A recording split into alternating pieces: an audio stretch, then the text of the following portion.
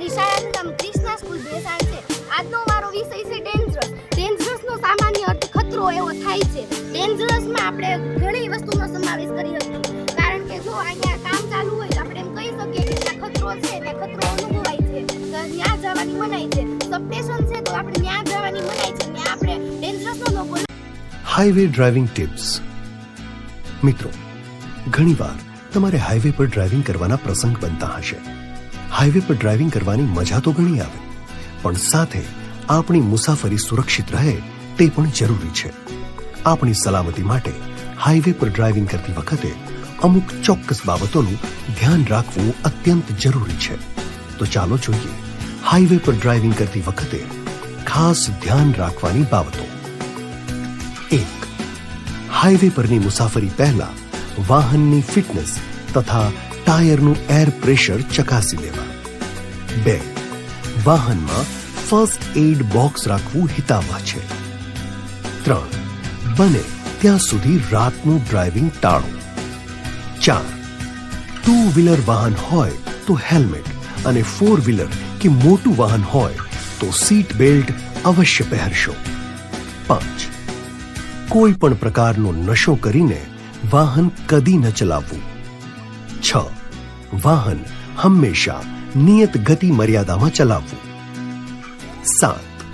અન્ય વાહનોથી સલામત અંતર રાખીને વાહન ચલાવવું. 8. વાહનમાં મોટા અવાજે મ્યુઝિક ન વગાડવું, જેથી અન્ય વાહનોના હોર્નનો અવાજ સાંભળવામાં કોઈ મુશ્કેલી ના થાય. 9. ડ્રાઇવિંગ કરતી વખતે નિયમિત રીતે જમણી બાજુનો, ડાબી બાજુનો તથા રિયર વ્યૂ એમ દરેક મિરર જોતા રહેવું. 10. ડ્રાઇવિંગ કરતી વખતે વારંવાર લેન ન બદલવી. હંમેશા ડાબી બાજુની લેનમાં વાહન ચલાવવું. જો 6 લેન અથવા વધુ લેનનો હાઈવે હોય તો વચ્ચેની લેનમાં વાહન ચલાવવું. જમણી બાજુની પ્રથમ લેનનો ઉપયોગ ફક્ત ઓવરટેક કરવા માટે જ કરવો. 11.